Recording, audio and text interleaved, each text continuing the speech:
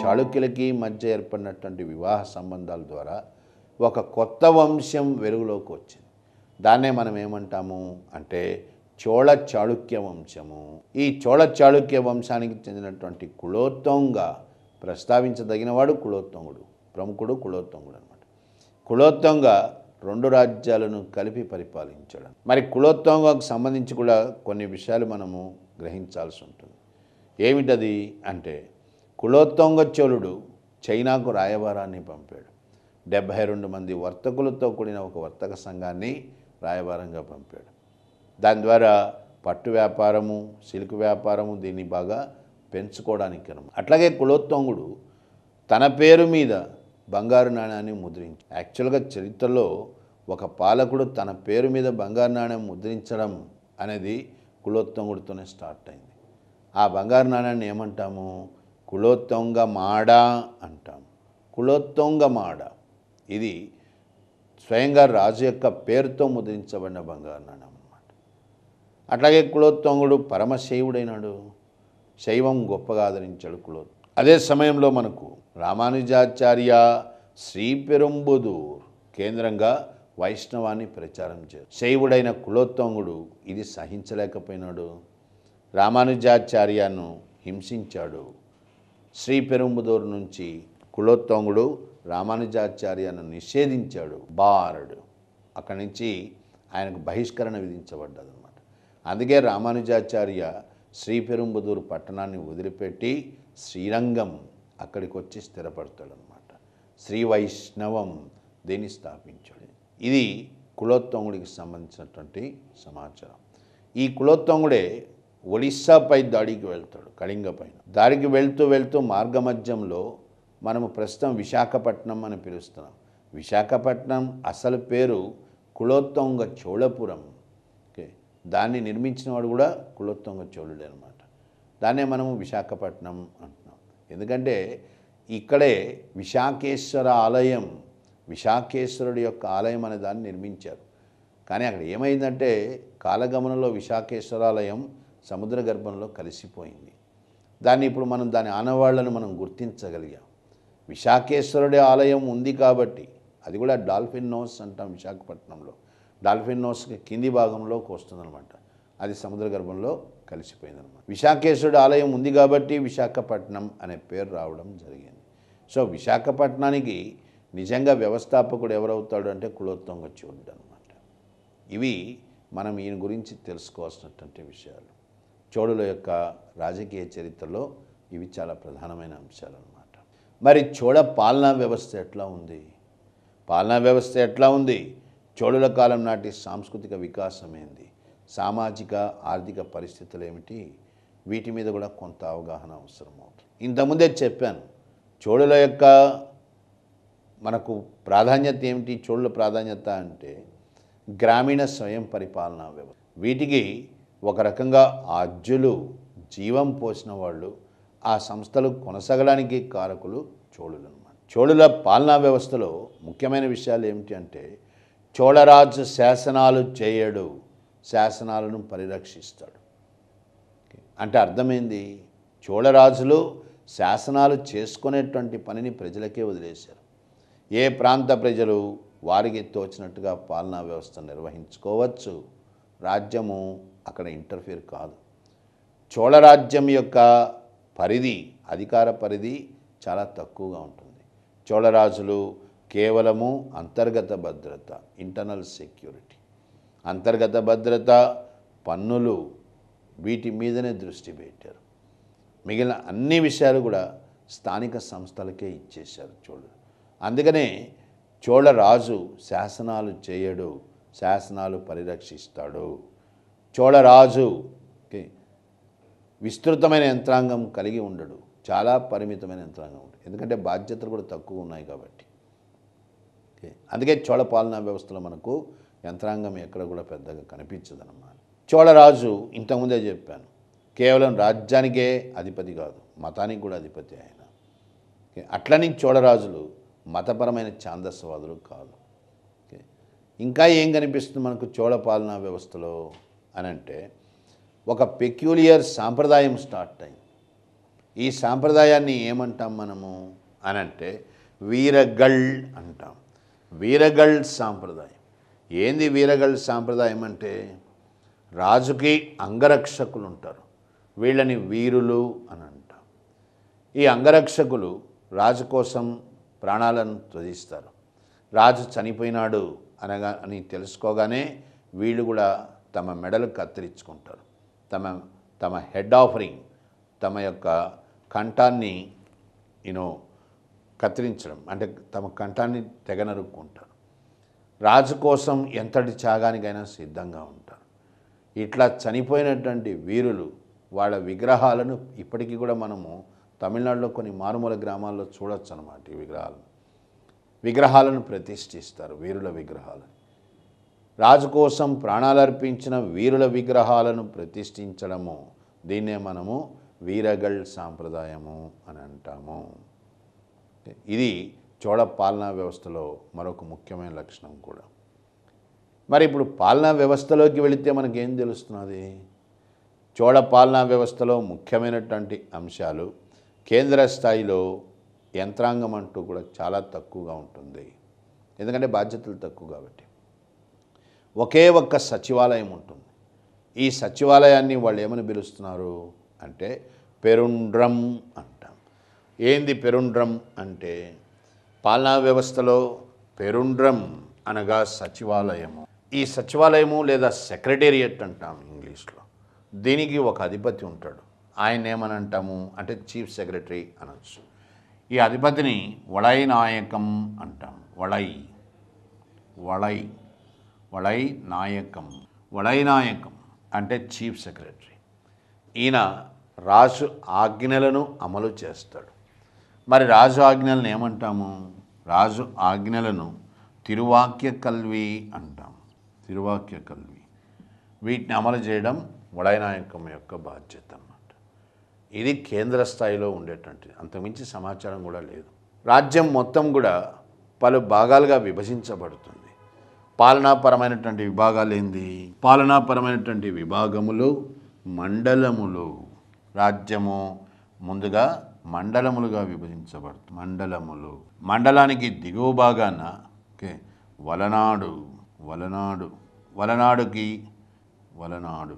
వలనాడుకి దిగువ భాగాన నాడు అనేటువంటిది ఒక రకంగా జిల్లా అనుకోవచ్చు మనం. నాడుకు దిగువ భాగాన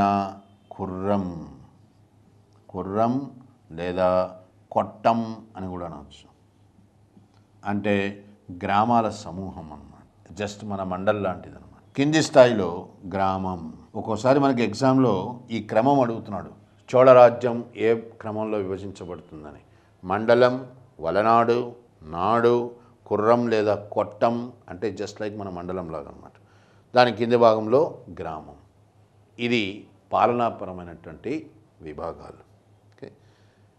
ఇక మనకు అతి ముఖ్యమైనటువంటి విషయం ఏమిటి అంటే గ్రామ స్వయం పరిపాలన. ఏ ప్రాంతానికి ఆ ప్రాంతం స్వయం పరిపాలన కలిగి ఉంటుంది. ఒక రకంగా దీన్ని సెగ్మెంటరీ స్టేట్ అంటాం. పలు విభాగాలతో కూడిన రాజ్యం అన్నమాట ఇది. ఇట్లా ఈ విధానము, ఈ సెగ్మెంటరీ థియరీ, ఈ సిద్ధాంతాన్ని మనకు ప్రవేశపెట్టినటువంటి వాడు, ఆ కోణంలో పరిశోధించినటువంటి వాడు, ప్రవేశపెట్టినవాడు కంటే కూడా పరిశోధించిన వాడు బటన్స్టైన్ అమెరికన్ అన్నమాట.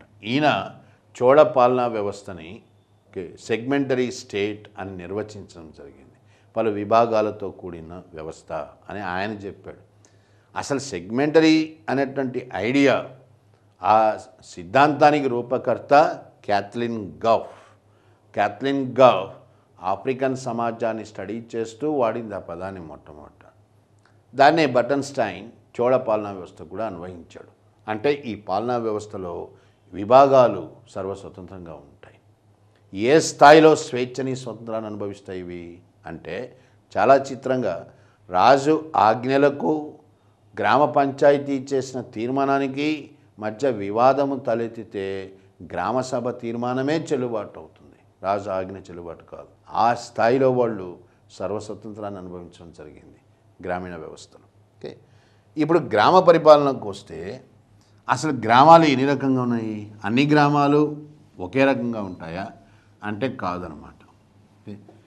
చోళ పాలనా వ్యవస్థలో పలు రకములైన గ్రామాలు ఉంటాయి. ఏమిటేమిటి ఆ గ్రామాలు? అందరూ కలిసి అంటే అన్ని కులాలు కలిసి ఒక గ్రామంగా ఏర్పడితే దాన్ని ఊర్ అంటారు. ఊర్ లేదా ఊరు అనొచ్చు. ఊరు ఇప్పుడు మనం ప్రస్తుతము దీన్నే ఊరు లేదా ఊర్ లేదా ఊరు అంటే అర్థమైందంటే అన్ని కులాలు కలిసి నివసించే గ్రామం. రెండోది ఏంది అంటే కేవలం బ్రాహ్మణులే ఉంటారు. బ్రాహ్మణులే ఉన్నారనుకోండి, అది అగ్రహారం అంటారు. అట్లాగే ఒక దేవాలయం చుట్టూ గ్రామం అభివృద్ధి చెందుతుంది. దేవాలయం కేంద్రంగా గ్రామం అభివృద్ధి చెందుతుంది. అటువంటప్పుడు ఆ గ్రామాన్ని ఏమంటాము అంటే దేవాదాయ. ఇది భూమి కూడా దేవాదాయ గ్రామం ఆర్ బ్రహ్మదేయ అని కూడా అంటాం. బ్రహ్మదేయము ఆర్ దేవాదాయ. అట్లాగే కేవలం వర్తకులు మాత్రమే వాళ్ళు నివసిస్తారు. అటువంటి దాన్ని నగరం అంటాం. నగరం అనగానే పట్టణం అని కాదు అర్థం. సామాన్యంగా పట్టణం అని అర్థం వస్తుంది. కొంతమంది వర్తకులు నివసించేటువంటి గ్రామాన్ని కూడా మనం నగరమే అని అంటాం. ఇట్లా పలు రకాలైనటువంటి గ్రామాలు ఉన్నాయి. ఇక గ్రామ పరిపాలన వ్యవస్థ మొత్తం కూడా మనకు ఉత్తర మెరూరు శాసనం చుట్టే పరిభ్రమిస్తుంది. ఇంతకుముందే ప్రస్తావించాం, చోళ పాలనా వ్యవస్థకు అతి ముఖ్యమైనటువంటి ఆధారము ఉత్తర మెరూరు శాసనము. ఉత్తర మెరూరు శాసనం ఏం చెప్తోంది? ఉత్తర మెరూరు శాసనం ఏం చెప్తోంది అంటే ప్రతి గ్రామానికి కూడా సభ అనేది ఉంటుంది. ప్రతి గ్రామంలో కూడా కార్యనిర్వాహక వర్గం అనేది ఎన్నుకోబడుతుంది. ఉత్తర మెరూరు శాసనం ఎంత సమగ్రంగా చెప్తుందంటే కార్యనిర్వాహక వర్గం ఏ విధంగా ఎన్నుకోబడుతుందో చెప్తుంది. ప్రతి గ్రామానికి ఒక సభ ఉంటుంది, పంచాయతీ సభ. అట్లాగే ప్రతి గ్రామానికి ఒక కార్యనిర్వాహక వర్గం ఉంటుంది. ఈ కార్యనిర్వాహక వర్గంలోని సభ్యులను ఎన్నుకోవడం జరుగుతుంది. ఎట్లా ఎన్నుకోవడం జరుగుతుంది? లాటరీ విధానం ద్వారా దేవాలయాల్లో ఎన్నికలు నిర్వహిస్తారు. ప్రతి గ్రామం కూడా ఎన్నికల పరంగా చూస్తే కొన్ని వార్డులుగా విభజించబడుతుంది. ఉత్తర మెరూరు శాసనం ప్రకారము ఈ వార్డులను వడంబములు అంటాం. వడంబం. ఒక్కొక్క వడంబం నుంచి ఒక్కొక్క అభ్యర్థి ఎన్నిక చేయబడతారు. అభ్యర్థుల పేర్లు చీట్లపైన రాసి చిన్న పిల్లవాడి చేత దాన్ని తీయిస్తారు. ఎవరి పేరు వస్తుందో ఆ వ్యక్తి ఎన్నుకోబడ్డట్టుగా ప్రకటించబడతాడు. ఇట్లా ఎన్నిక క్రియ పూర్తవుతుంది. దేనికి ఎన్నిక అంతా కూడా అంటే కార్యనిర్వాహక వర్గానికి ఎన్నిక. కార్యనిర్వాహక వర్గాలు రెండు రకాలుగా ఉంటాయి. ఏమిటా కార్యనిర్వాహక వర్గాలు అంటే మామూలుగా మిగిలిన గ్రామాలు ఉంటాయి. ఊర్ అనేటువంటి గ్రామానికి కార్యనిర్వాహక వర్గం ఉన్నదనుకోండి, దాన్ని ఏమంటాము? అళుంగం అంటాం. అళుంగం ఇది సామాన్య గ్రామానికి ఎన్నుకోబడినటువంటి కార్యనిర్వాహక వర్గం. అట్లాగే అగ్రహారం ఉంది, కేవలం బ్రాహ్మణులు ఉండేటువంటి గ్రామం అన్నమాట. దీనికి కార్యనిర్వాహక వర్గం ఉంటుంది. దాన్ని ఏమంటున్నాము అంటే వరయం అంటాం. ఇవన్నీ కూడా తమిళ పదాలు అన్నమాట, కార్యనిర్వాహక వర్గాలు. సో కొన్ని పుస్తకాల్లో ఏమని చెప్పబడ్డదంటే ఎన్నికలు జరుగుతాయి గ్రామ సభకి అని. సభకి ఎన్నికలు జరగవు. సభ అంటే అందరూ వస్తారు. ఎన్నిక దేనికి అంటే అందరూ రాలేని చోటికి ఎన్నిక జరుగుతుంది. అందరూ రాలేనటువంటి వ్యవస్థ ఏంటంటే కార్యనిర్వాహక వర్గం. దానికోసం ఎన్నికలు జరుగుతాయి. దీన్ని చెప్తూ ఉత్తర మెరూరు శాసనం ఎన్నిక నియమావళి దీన్ని ప్రస్తావిస్తుంది. పోటీ చేయబోయే అభ్యర్థికి ఏమి క్వాలిఫికేషన్స్ ఉండాలి, ఏమిటి డిస్క్వాలిఫికేషన్స్, వాళ్ళ యొక్క అర్హతలు ఏమిటి? పోటీ చేయబోయేటువంటి అభ్యర్థులు మొట్టమొదటిసారి పోటీ చేస్తున్న వాళ్ళు అయి ఉండాలి. అంటే అందరికీ అవకాశం రావాలి కాబట్టి ఎన్నిక అనేది ఒక్కసారే పరిమితం అవుతుంది. రెండోసారి పోటీ చేస్తున్నటువంటి అభ్యర్థులు ఎన్నికకు అనర్హులు అవుతారు. పోటీ చేసే అభ్యర్థి తప్పనిసరిగా శిస్తు కడుతూ ఉండాలి. కనీసం 1/8 వంతు భూమి శిస్తు కట్టాలి. అక్షరాస్యుడై ఉండాలి. వేదాల మీద పరిజ్ఞానం ఉండాలి. గణితంలో పరిజ్ఞానం ఉండాలి. సరైనటువంటి ఆరోగ్యవంతుడై ఉండాలి. ఎక్కడా నేర చరిత్రుడై ఉండకూడదు. మద్యపానము మరియు ఇతర వ్యసనాలు, వ్యభిచారము ఇట్లాంటివి పనికిరాదు అభ్యర్థులకి. వాళ్ళ డిస్క్వాలిఫై అవుతారన్నమాట. అంటే వాళ్ళు ఎన్నికకు అర్హులు కారన్నమాట. ఇట్లా చక్కటి నియమావళి కూడా దీంట్లో ప్రతిపాదించబడ్డది. ఎన్నుకోబడ్డ కమిటీలు, కార్యనిర్వాహక వర్గం దాదాపుగా 3 సంవత్సరాల పాటు అధికారంలో ఉంటారు. వీళ్ళు గ్రామ పాలనా వ్యవస్థకు సంబంధించిన పనులన్నీ కూడా నిర్వహిస్తారు. అంటే నీటి పంపకం, తోటలు, చెరువులు మరియు దేవాలయాలు, గ్రామ పాఠశాలలు, పారిశుధ్యం ఇవన్నీ వీళ్ళు పర్యవేక్షిస్తారన్నమాట. ఇట్లా మనకు ఉత్తర మెరూరు శాసనం ఒక సమగ్రమైనటువంటి అవగాహనని ఇస్తుంది పాలనా వ్యవస్థ పైన. ఇది మనం పాలనా వ్యవస్థ పరంగా గుర్తుంచుకోవాల్సినటువంటి సమాచారం అన్నమాట. ఇక చోళుల కాలం నాటి సమాజం ఎట్లా ఉంది, ఆర్థిక వ్యవస్థ ఎట్లా ఉంది? చోళుల కాలం నాటి సమాజంలో ముఖ్యమైన పరిణామాలు ఏంది? ముఖ్యమైనటువంటి పరిణామాలు నెంబర్ 1 సాంస్క్రిటైజేషన్ అంటాం. ఏంది సాంస్క్రిటైజేషన్ అంటే? తెలుగులో దీన్ని మనము సంస్కృతికీకరణ అంటాం. ఏంది సంస్కృతికీకరణ అంటే? సంస్కృతికీకరణ అంటే దిగువ కులాలు ఎగువ కులాలను అనుకరించడం. ఎందుకు అనుకరించాలా అంటే అనుకరించడం ద్వారా తమ స్థాయిని వాళ్ళు పెంచుకునే ప్రయత్నం చేస్తారు.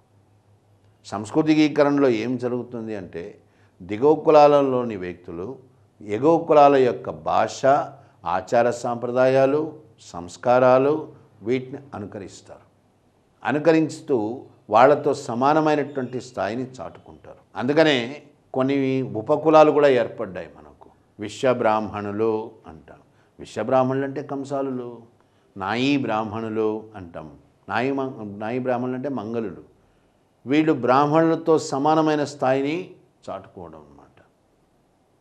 ఇట్లాంటి ఒక ముఖ్యమైన మార్పు, ఈ మార్పు ఇప్పటికీ కొనసాగుతూనే ఉంది. ఇంకా ఒక రకంగా దీన్నే మనం ఏమంటాము అంటే సంస్కృతికీకరణ అంటాము, సాంస్క్రిటైజేషన్. ఈ పదాన్ని ప్రఖ్యాత సోషియాలజిస్ట్ ఎంఎన్ శ్రీనివాస్ గారు ఆయన యొక్క గ్రంథం social change in modern India దీంట్లో మొట్టమొదటిసారి ప్రయోగించాడనమాట. సామాజిక మార్పుని తెలియజేస్తూ ఈ మార్పు చోళుల కాలం నుంచి స్టార్ట్ అయింది. నెక్స్ట్ నెంబర్ 2 రెండవ ముఖ్యమైనటువంటి మార్పు ఏంటి సమాజంలో అంటే దేవదాసి విధానము. ఇది మొట్టమొదటిసారిగా చోళుల కాలంతోనే స్టార్ట్ అవుతుంది. దేవదాసీలు అనేటువంటి వాళ్ళు దేవాలయాల్లో సేవలు అందిస్తారన్నమాట. దేవాలయాల్ని శుభ్రపరచాల, పండగ సమయాల్లో నాట్యం చేయాలి. కానీ ఇది ఏమైపోయిందంటే దేవుడికి సేవ అనే పేరుతో వాస్తవంగా అక్కడ జరుగుతున్నది ఏంటంటే పచ్చి వ్యభిచారం. దేవదాసిగా ముద్రపడినటువంటి స్త్రీ వ్యభిచార వృత్తిలోకి దించబడుతుంది. ఒక నీచమైనటువంటి సాంప్రదాయము మనకు చోళుల కాలం నుంచే స్టార్ట్ అయింది. మనము తెలంగాణ ప్రాంతంలో వీళ్ళని జోగినిలు అంటాం. ఆంధ్రలో మాతలు అని కూడా పిలుస్తారు. ఇట్లాంటి వ్యవస్థ మొట్టమొదటిసారిగా చోళుల కాలం నుంచి వచ్చింది, దేవదాసి విధానం. అట్లాగే చోళ సమాజంలో సామాజిక పరమైనటువంటి ఘర్షణ కూడా తలెత్తుతోంది. ఎందుకు ఆ ఘర్షణ అంటే ఆధిపత్యం కోసం. వ్యవసాయదారులు వీళ్ళు కుడి చేతి వ్యవసాయదారులు ఎడమ చేతి కులాల వాళ్ళు, చేతి వృత్తుల వారు కుడి చేతి కులాలు. దాన్నే మనం తమిళంలో ఇడంగాయ్ వెడంగాయ్ అంటాం. వ్యవసాయం చేసేటువంటి వాళ్ళు ఎడమ చేతి కులాలుగాను, చేతి వృత్తుల వాడు కుడి చేతి కులాలుగాను ఏర్పడ్డారు. ఇద్దరి మధ్య సామాజికపరమైన ఆధిపత్య పోరు ప్రారంభమైంది. దీన్నే ఇడంగాయ్ వెడంగాయ్ సామాజిక ఘర్షణ అంటాం. ఇట్లా సమాజంలో ముఖ్యమైన మార్పులు చోటు చేసుకున్నాం. ఇక చోళుల యొక్క ఆర్థిక వ్యవస్థ ఎట్లా ఉంది? అత్యంత ఐశ్వర్యవంతమైన ఆర్థిక వ్యవస్థ. ఏ కోణంలో అత్యంత ఐశ్వర్యవంతమైందని అంటున్నాము? ఎందుకంటే చైనాతో వీళ్ళకి చక్కగా సిల్క్ వ్యాపారం, పట్టు వ్యాపారం సాగింది. పర్షియాతో గుర్రాల వ్యాపారం చేశారు. తమ యొక్క పట్టు వ్యాపారాన్ని పెంపొందించుకోవడానికే చోళులు నౌకాపరమైన దాడులకి సిద్ధమైనారు. ఇంతకుముందే చెప్పాను, భారతదేశ చరిత్రలో అత్యంత బలమైన నౌకాబలము చోళులకు ఉండేది. చోళుల హయాంలో మాల్దీవుల్లో మనకు నౌకా నిర్మాణ పరిశ్రమ, మాల్దీవులు కేవలం నౌకలు నిర్మించడానికి, నౌకల నిర్మాణానికి పరిశ్రమకు కేంద్రంగా మారింది మాల్దీవులు. అత్యంత ఐశ్వర్యవంతమైన ఆర్థిక వ్యవస్థ కాబట్టే పెద్ద పెద్ద దేవాలయాలు నిర్మించబడ్డాయి. ఒక దేవాలయం ఆ స్థాయిలో నిర్మించబడుతుంది అంటే అందుకు తగ్గ వనరులు ఉండాలి. ఆర్థిక వ్యవస్థ చాలా బలంగా ఉండాలి. ఇది ముమ్మాటికి వాస్తవం అని చెప్పచ్చు. ఆర్థిక వ్యవస్థ బలంగా ఉండి వర్తక వాణిజ్యాలు విస్తృతంగా అభివృద్ధి చెందితే దాని పర్యవసనంగా ఏం జరుగుతుంది? వర్తక సంఘాలు ఏర్పడతాయి. ఆల్రెడీ పదే పదే చెప్పడం జరిగింది. వర్తక సంఘాలను మనము శ్రేణులు అంటాం. చోళుల కాలం నాటి ప్రముఖ వర్తక సంఘాలు, వీటి మీద కూడా పేర్లు ఇస్తుంటారు అప్పుడప్పుడు. చోళుల కాలం నాటి ప్రముఖ వర్తక సంఘాలు మణిగ్రామం. దీని మీద అట్లాగే అడిగాడు క్వశ్చన్. మణిగ్రామం అంటే ఏంది అన్నాడు. గ్రామం అనగానే మనం గ్రామం అనుకుంటాం.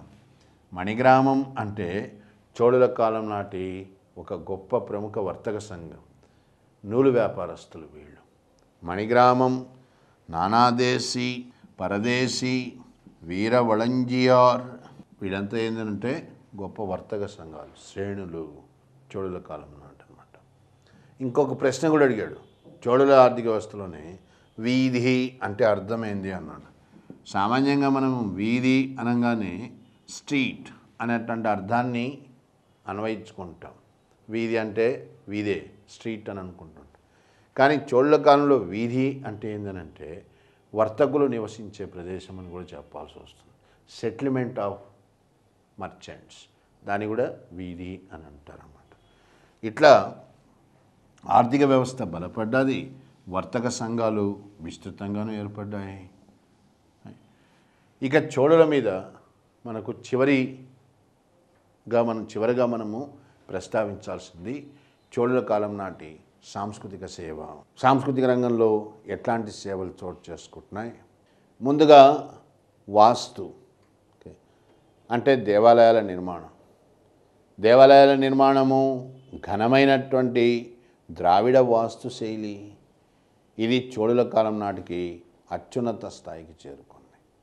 భారతదేశ చరిత్రలోనే అతిపెద్ద దేవాలయాలు నిర్మించిన ఘనత చోళులకు దక్కుతుందన్నమాట.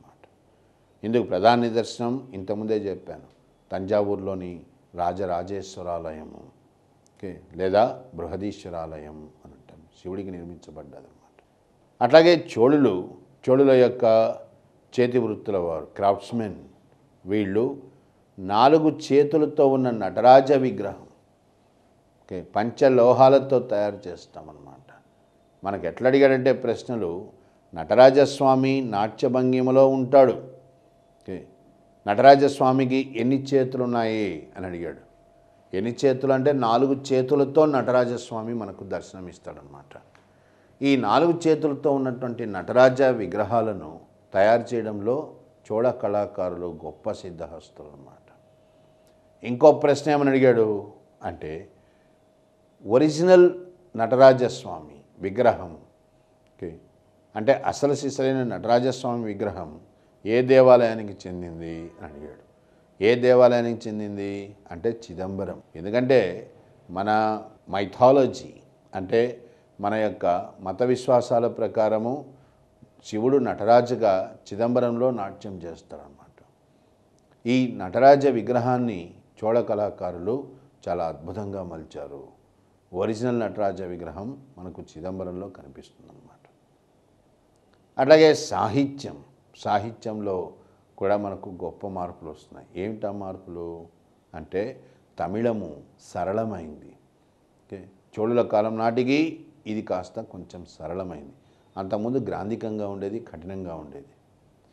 రెండోది, చోళుల కాలం నాడే మనకు రామాయణాన్ని తమిళంలోకి ట్రాన్స్లేట్ చేయడం, కంబన్ రామాయణాన్ని తమిళంలోకి ట్రాన్స్లేట్ చేయడం జరిగింది. అట్లాగే మరొక గొప్ప తమిళ కవి జయం గొండార్ కళింగట్టు పర్ణి అనే గ్రంథం రాస్తాడు. కళింగట్టు పర్ణి ఏం చెప్తుంది గ్రంథము అంటే కులోత్తుంగ చోళుడు కళింగపై దాడికి వెళ్ళాడు, ఆయన కళింగపై విజయాన్ని సాధించిన తీరు చెప్తుందన్నమాట. ఇట్లా సాహిత్యంలో కూడా కొంత ప్రగతి చోటు చేసుకోవడం జరిగింది.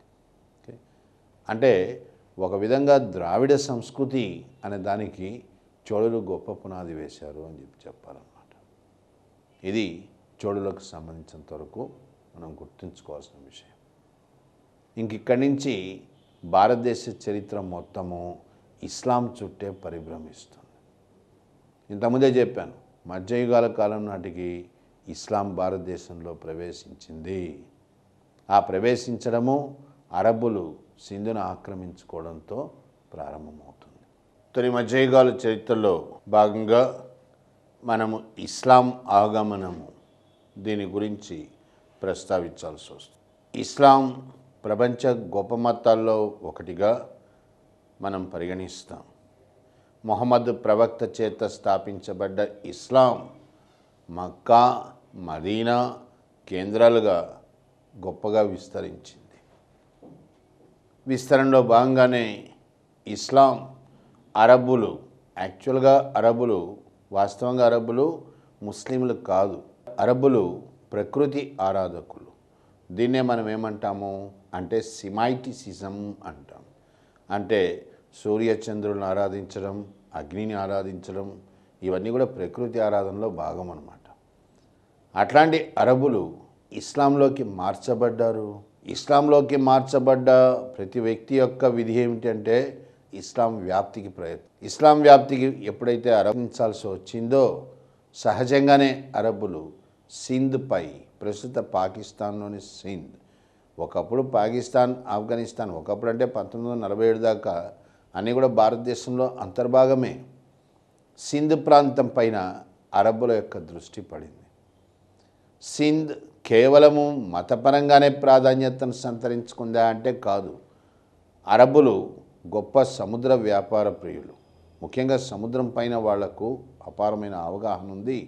సముద్రాన్ని ఎక్కువగా ప్రేమిస్తారు. అరబ్బులే అరేబియా సముద్రం అంటాం, వాళ్ళ పేరు మీద పెట్టింది అది. ఆ సముద్రానికి వాళ్ళు పెట్టుకున్న అసలు పేరు అమన్, శాంతి సముద్రం. అరబ్బుల ప్రకారము సింధ్పై ఎవడికి ఆధిపత్యం ఉంటుందో వాడికి సహజంగానే అరేబియా సముద్రంలో జరిగేటువంటి వ్యాపారం మీద ఆధిపత్యము సంక్రమిస్తుంది. ఎందుకంటే పాకిస్తాన్కి, ప్రస్తుత పాకిస్తాన్కి దిగువ భాగంలో సింధు ఉంది కాబట్టి.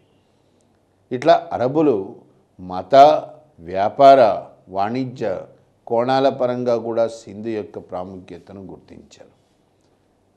సింధుపై తమ ఆధిపత్యాన్ని నెలకొల్పడానికి ప్రయత్నాలు ప్రారంభించారు. ఈ ప్రయత్నాలు మనకు 712 కంటే ముందు కూడా జరిగాయి, కానీ ఏ ప్రయత్నము కూడా విజయవంతం కాలేదన్నమాట. మరి 712లో క్రీస్తు శకం అరబ్బులు సింధుపై దాడికి రావడానికి ఏ పరిస్థితులు కారణమైనాయి? సింహళము నుంచి ఒక నౌక గొప్ప కానుకలతో ఇరాన్ సుల్తాన్ అల్-హజాజ్, ఇరాన్ని మనం పర్షియా అని పిలుస్తాం, ఇరాన్కు పాలకుడైనటువంటి అల్-హజాజ్, ఆయనకు కొన్ని నౌకల్లో కొన్ని కానుకలు పంపబడ్డాయి. ఈ నౌక సింహళం నుంచి బయలుదేరింది. ఇరాన్కు వెళ్ళాలా అంటే పర్షియా అఘాతం నుంచి వెళ్ళాలా, సింధు గుండా వెళ్ళాలా. కానీ అక్కడ జరిగింది ఏంది? ఈ నౌక పర్షియాకు చేరుకోక మునిపే సింధు ప్రాంతంలో దోపిడీకి గురైంది. సముద్రపు దొంగలు ఈ నౌకను దోచుకున్నారు. అంటే ఇరాన్ పాలకుడైనటువంటి, పర్షియాకు పాలకుడైనటువంటి అల్-హజాజ్కు చేరాల్సిన కానుకలు చేరలేదు. ఇందుకు అల్-హజాజ్ సింధు పాలకుడైన దాహీర్ని తప్పుపట్టాడు.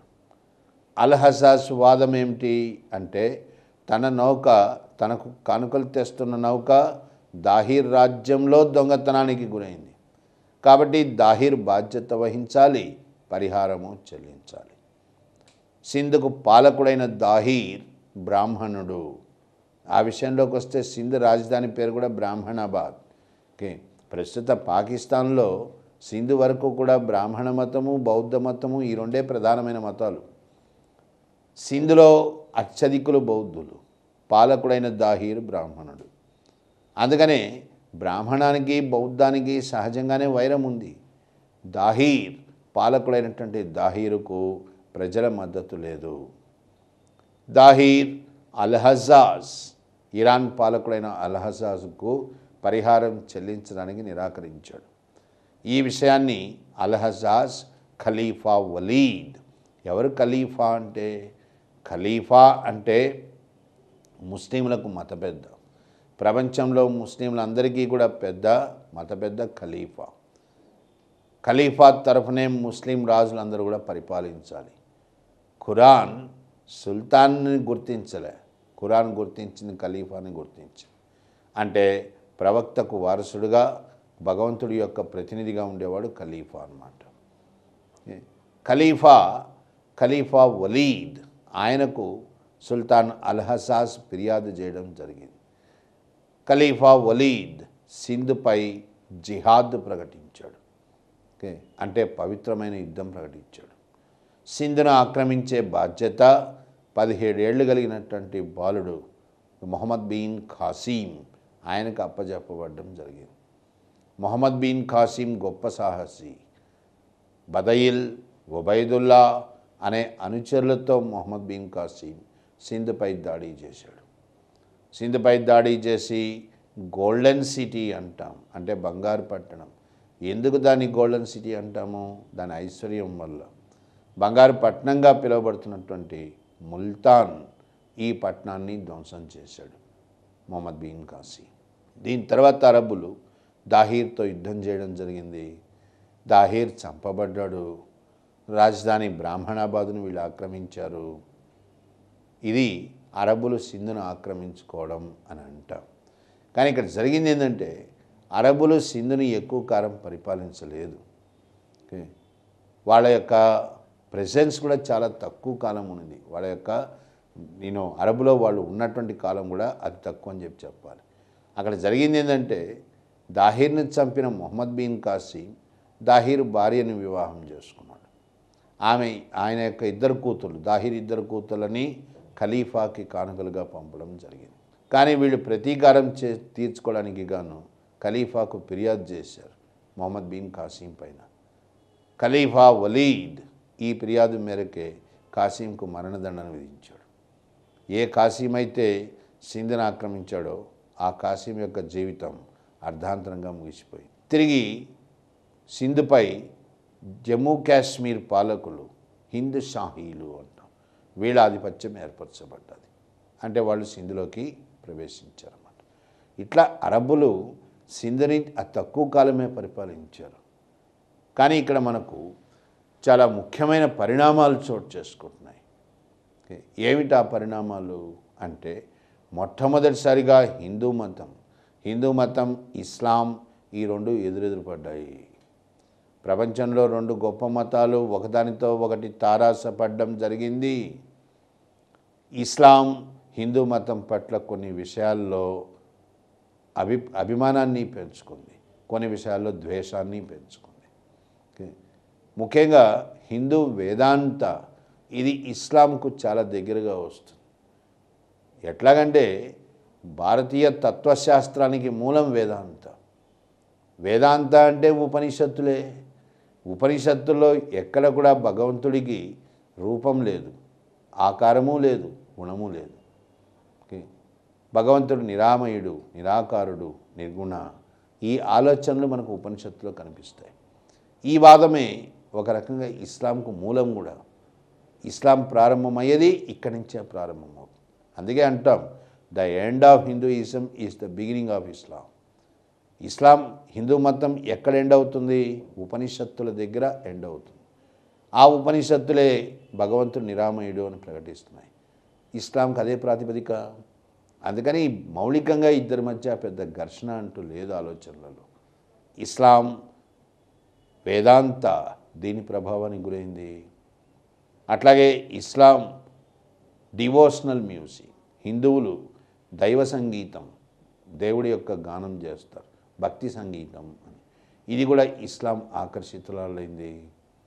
అట్లాగే ఇస్లాం బౌద్ధ ధ్యాన పద్ధతులు, జైన యోగ శాస్త్ర, ముఖ్యంగా జైనంలో ఆహారాన్ని లేకుండా శుష్కింపజేసుకోవడం, మనం దీన్ని ఉపవాసం అని కూడా అంటుంటాం. అది జైనంలో ఇంకొంచెం ఇది తీవ్రమైతే సలేఖన వ్రతం అంటారు. ఇట్లాంటి ఉపవాస యోగా పద్ధతులు ఉన్నాయన్నమాట. ఇవి కూడా ఇస్లాంలోకి ప్రవేశిస్తున్నాయి. ఫణా అంటున్నాం ఇస్లాంలో. ఓకే, ఇట్లా ఇస్లాం బౌద్ధ జైన హిందూ మతాలతో సంబంధం ఏర్పరచుకుంది. ఆ సాంప్రదాయాలు ఇస్లాంలోకి చొచ్చుకురావడం జరుగుతుంది. అదే ఇస్లాం హిందూ మతాన్ని కూడా తారాస్థాయిలో విమర్శించింది, అభిమానించింది, విమర్శించింది. ఎక్కడ ఇస్లాం హిందూ మతాన్ని విమర్శిస్తుంది, తప్పుపడుతుంది? మతం పేరుతో హిందూ మతంలో ఉండే అసమానతలు. ఎందుకంటే ఇస్లాం సమానత్వానికి నిలబడే మతం అన్నమాట. ఒక గొప్ప మతంగా సమానత్వానికి ఏది నిలబడుతుందంటే ఇస్లామే. ఇస్లాంలో సమానత్వం పదే పదే ప్రస్తావించబడ్డదన్నమాట. అట్లాంటి ఇస్లాం కులాలు, మతాలు, కులాలు, ఉపకులాలు పేరుతో హిందూ సమాజంలో ఉన్నటువంటి అసమానతలను ప్రశ్నించింది. హిందువులు విగ్రహారాధన చేయడాన్ని ప్రశ్నించింది. హిందూ మతం భగవంతుడికి రూపం లేదని చెప్పింది. అటువంటిప్పుడు హిందువులు విగ్రహారాధన ఎందుకు పాటిస్తున్నారు? ఇస్లాం విగ్రహారాధనను ప్రశ్నించింది, బహుదేవతారాధనను ప్రశ్నించింది. దేవుడు ఒకడైనప్పుడు అన్ని రూపాలు ఎందుకు? దీన్ని కూడా ఇస్లాం ప్రశ్నించింది. ఎప్పుడైతే ఇస్లాం ప్రశ్నలు అనేటువంటి ప్రారంభమైనాయో హిందూ మతం మార్పుకు లోనైంది. ఈ మార్పునే వాళ్ళు ఏమన్నారు?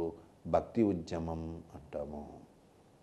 ఇప్పుడు హిందూ మతం తనని తాను కాపాడుకోవాల్సిన, సంస్కరించుకోవాల్సిన అవసరం ఏర్పడ్డాలి. ఓకే, ఇది భక్తి ఉద్యమానికి దారితీస్తోంది. అట్లాగే ఇస్లాంలో కూడా మార్పు వచ్చింది. ఇస్లాంలో వచ్చిన సంస్కరణవాదంతో కూడినటువంటి ఉద్యమం మనము సూఫీ ఉద్యమంగా మనము తర్వాత తెలుసుకోబోతున్నాం అన్నమాట. ఇట్లా మతపరంగా ఒక మార్పు స్టార్ట్ అయింది. మొట్టమొదటిసారిగా ఇస్లాం సింధులో ప్రవేశించింది. ముస్లింలు జిజియా అనేటువంటి మతపరమైన పన్నును విధించారు. భారతదేశ చరిత్రలో జిజియా ఎక్కడ విధించబడ్డాది మొట్టమొదటిసారిగా అంటే సింధులోనే. ఏంది జిజియా అంటే? ఇస్లామిక్ రాజ్యంలో ముస్లింలు కాని వారందరూ పన్ను చెల్లించాలి. ఖురాన్లో ప్రవక్త చెప్పలే అట్లాగా, కానీ తర్వాత ఆ విధంగా అర్థాన్ని తీయబడడం జరిగింది. ఇస్లామిక్ రాజ్యంలో కేవలం ముస్లింలే ఉండాలి, ముస్లిం కానివాడు బతికే హక్కు లేదు. Choice is between Islam and death. ముస్లింగానే ఉండాలా లేదా చావన్న ఎదుర్కోవాలి. కరెక్ట్గా చూస్తే దాని అర్థం ఏంటంటే దైవం పట్ల విశ్వాసం అన్నా ఉండాలా. దైవం పట్ల విశ్వాసం లేకపోతే సమస్యలు వస్తాయి, చావుతో కూడినటువంటి సమస్యను ఎదుర్కోవాలి. ఇది దాని అర్థం. కానీ దానికి పెడార్థాలు ఇవ్వడం జరిగింది. ముస్లింలు కాని వాళ్ళందరూ కూడా పన్ను కట్టాలి అని చెప్పబడ్డది. దాన్నే జిజియా అంటాం. ఎవరు కట్టాలి జిజియా? ఇది కూడా చాలా ఇంపార్టెంటే. స్త్రీలు, బానిసలు, చిన్నపిల్లలు, ఇంకా బ్రాహ్మణులు వీరెవరు జిజియా కట్టాల్సిన పని లేదు. ఎందుకంటే వీళ్ళు ఇంకొకళ్ళపైన ఆధారపడ్డవాళ్ళు అన్నమాట.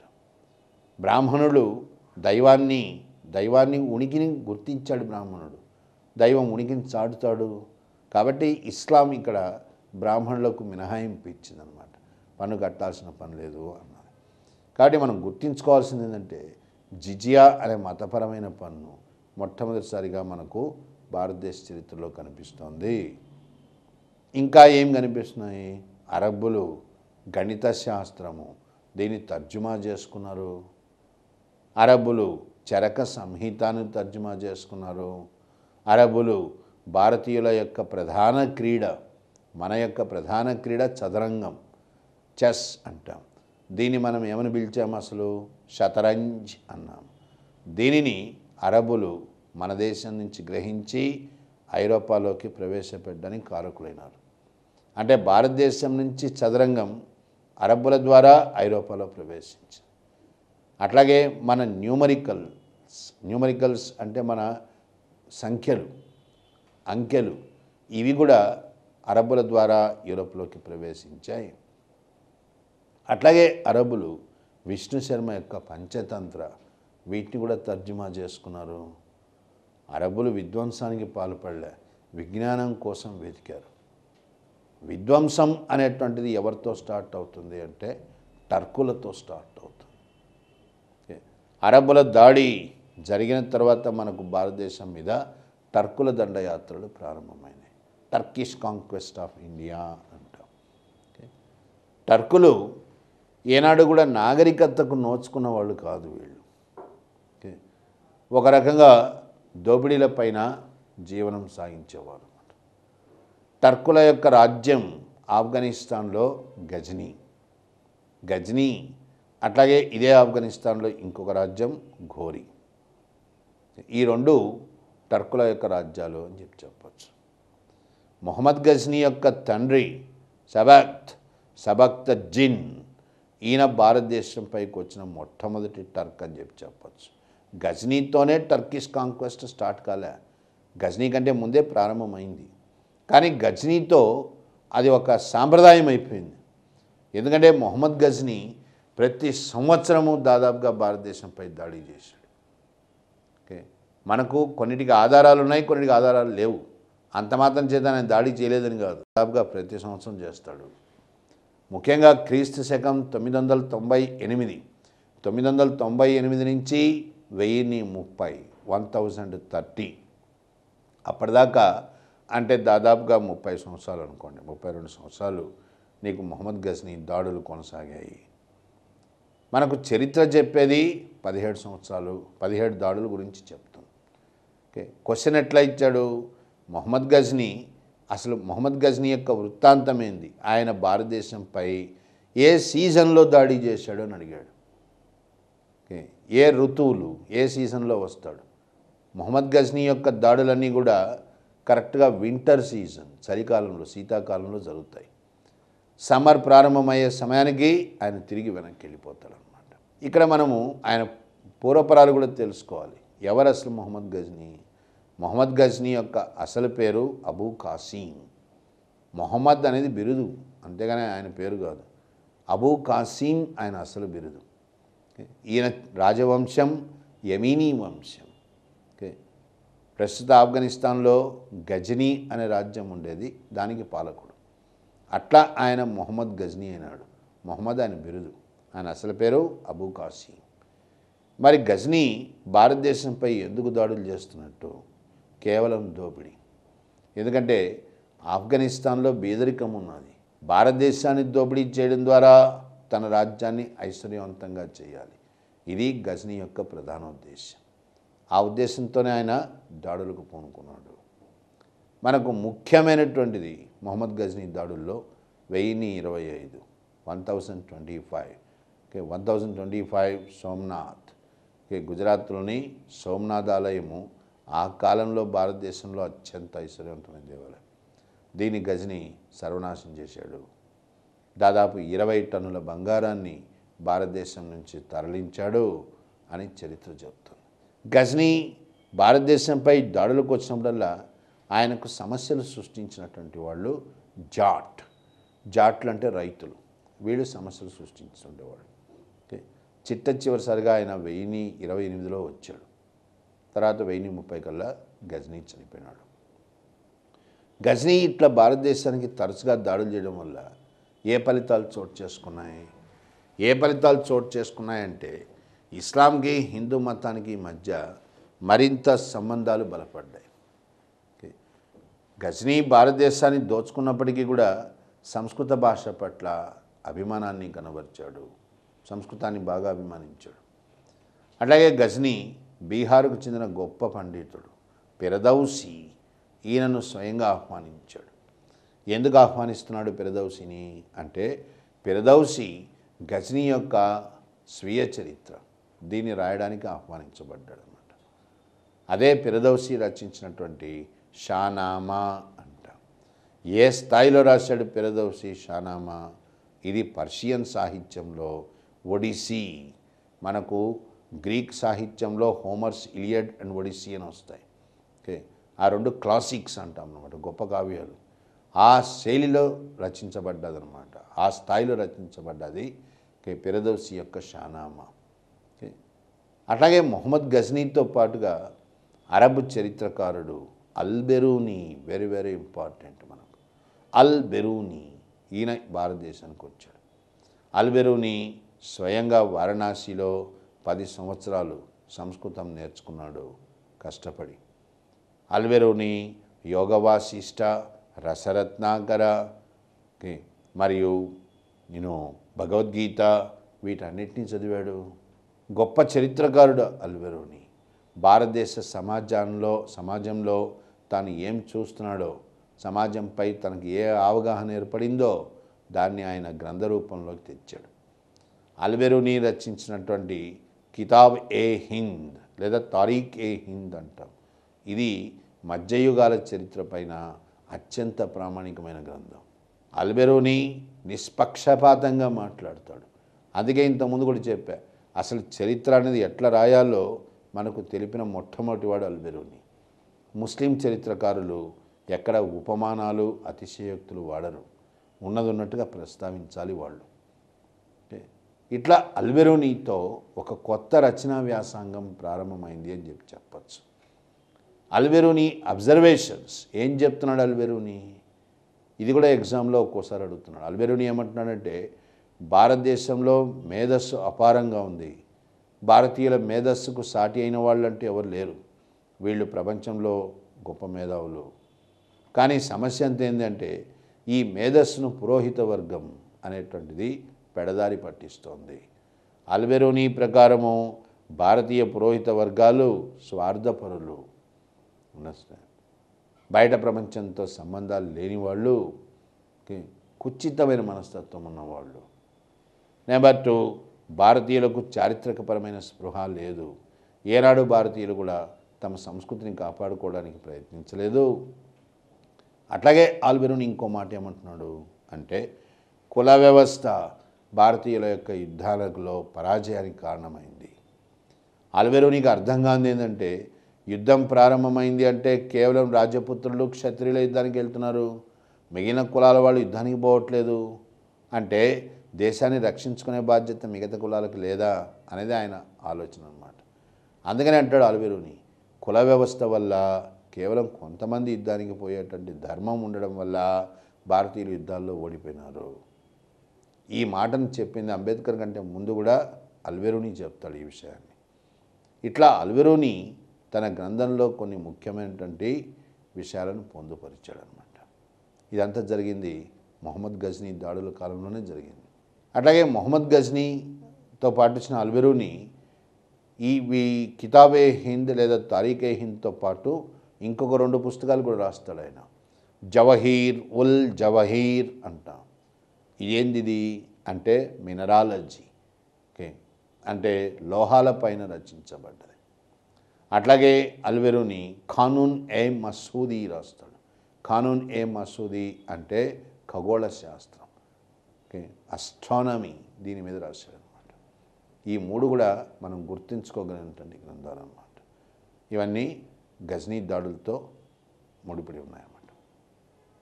మొహమ్మద్ గజ్నీ తర్వాత ఘోరీ దాడులు స్టార్ట్ అయినాయి. ఘోరీ ఇది కూడా ఒక రాజ్యం. గజ్నీ ఎట్లనో ఘోరీ, ఇది ఆఫ్ఘనిస్తాన్లో ఉంది. ఘోరీ దీనికి పాలకుడు మొహమ్మద్. ఇక్కడ కూడా మొహమ్మద్ అనేది ఆయన పేరు కాదు. మొహమ్మద్ ఘోరీ అని మనం ఎవరినైతే పిలుస్తున్నామో ఆయన అసలు పేరు మొయిజుద్దీన్ షిహాబుద్దీన్. ఆయన బిరుదం తీసుకున్నాడు మొహమ్మద్ అని. ఆయనకి ఇంకా ఇతర బిరుదులు కూడా ఉన్నాయి. ఏమిటా ఇతర బిరుదులు అంటే జహాన్ ఏ సోజ్. జహాన్ ఏ సోజ్ అంటే ప్రపంచాన్ని తగలబెట్టినవాడు అని ఒక రకం. సోజ్ అంటే అగ్ని. అట్లాగే బుర్షిఖాన్ అంటే విగ్రహాలు పగలగొట్టినవాడు అని అర్థం. దీన్ని బట్టే నీకు తెలుస్తుంది ఆయన అసలు ఉద్దేశం ఏంది అని. మొహమ్మద్ గజ్నీ కేవలం దోపిడీ గురించి ఆలోచించాడు, మతం గురించి ఆలోచించలే. మొహమ్మద్ ఘోరీ కేవలం మతం గురించి ఆలోచించాడు. భారతదేశంలో ఎట్లనా సరే ఇస్లాంను ప్రవేశపెట్టాలి, భారతదేశాన్ని ఇస్లాంలోకి మార్చాలి. దీన్ని ఆయన ఏమంటున్నాడు, దారుల్ కఫీర్స్ ఇంటూ దారుల్ హర్బ్, దారుల్ కఫీర్స్ ఇంటూ దారుల్ ఇస్లాం. ఓకే, విగ్రహారాధకులు ఉన్నటువంటి ప్రదేశం దారుల్ కఫీర్స్, దీన్ని ఇస్లాంలోకి మార్చాలి. ఇది ఘోరీ యొక్క ప్రధాన ఉద్దేశం. ఇంతకుముందే చెప్పాం మనం, మధ్యయుగాల లాంటి ఉత్తర భారతదేశ రాజవంశాలు చెప్తూ చెప్పాం. ఘోరీ మొట్టమొదటిసారిగా గుజరాత్ గుండా భారతదేశంలో రావాలని ప్రయత్నించాడు. అక్కడ మూలరాజ్ మరియు రెండవ భీమా వారి చేతిలో ఓడిపోయినాడు. 1179లో మౌంట్ అబూ యుద్ధంలో ఘోరీ ఓడిపోవడం జరిగింది. అందుకే ఘోరీ రెండవ ప్రయత్నం చేశాడు, పంజాబ్ హర్యానా గుండా రావడానికి. ఆ ప్రయత్నంతో ఘోరీ పృథ్వీరాజ్ చౌహాన్ ఎదుర్కోవాల్సి వచ్చింది. మొదటి తరాయిన్ యుద్ధము ఇవాళ మనం ప్రస్తావించాం దీని గురించి. ఆ మొదటి తరాయిన్ యుద్ధంలో పృథ్వీరాజ్ చౌహాన్ 1191లో ఘోరీని ఓడించాడు. కానీ అక్కడ దురదృష్టవశాత్తు పృథ్వీరాజ్ మామైనటువంటి జయచంద్రుడు అల్లుడైన పృథ్వీరాజ్కు వ్యతిరేకంగా ఘోరీకి సహకరించాడు. 1192 రెండవ తరాయిన యుద్ధం జరిగింది. ఆ యుద్ధంలో పృథ్వీరాజ్ ఓటమి పాలైనాడు, చంపబడ్డాడు. దీంతో దాని తర్వాత ఏమైంది, మొహమ్మద్ ఘోరీ ఆ మరుసటి సంవత్సరం వచ్చాడు. మళ్ళీ 1193లో ఘోరీ జయచంద్రుని చంపాడు, చాందవా అనే యుద్ధము. ఇట్లా మామాలు ఇద్దరు కూడా పతనమైపోయినారు. దీంతో ఏం జరుగుతోంది అక్కడ అంటే, సువిశాలమైనటువంటి రాజ్యాలు, చౌహానుల రాజ్యము మరియు రాథోళ్ల రాజ్యము, ఇవన్నీ ఘోరీ వశమైనాయి. ఘోరీ భారతదేశంలో తన యొక్క ప్రతినిధిగా కుతుబుద్దీన్ ఐబక్ను నియమించాడు. ఘోరీకి వారసులు లేరు. ఘోరీ తన రాజ్యాన్ని పంచిపెట్టాడు. మాంగుబర్ని, యాల్డస్, ఐబక్ వీళ్ళంతా ఆయన ప్రతినిధులు అన్నమాట. ఘోరీ ఎప్పుడైతే చనిపోయినాడో అప్పుడు వీళ్ళు స్వతంత్రులైనారు. 1206 కల్లా కుతుబుద్దీన్ ఐబక్ భారతదేశంలో ఢిల్లీ సుల్తాన్ల యుగము దీన్ని ప్రారంభించాడు. ఇట్లా భారతదేశంలో ఇస్లాం స్థిరపడ్డది, ఇస్లామిక్ రాజ్యం ఏర్పడ్డది. ఇక చరిత్ర మొత్తం కూడా ఒక రకంగా ఢిల్లీ సుల్తాన్ల చుట్టూ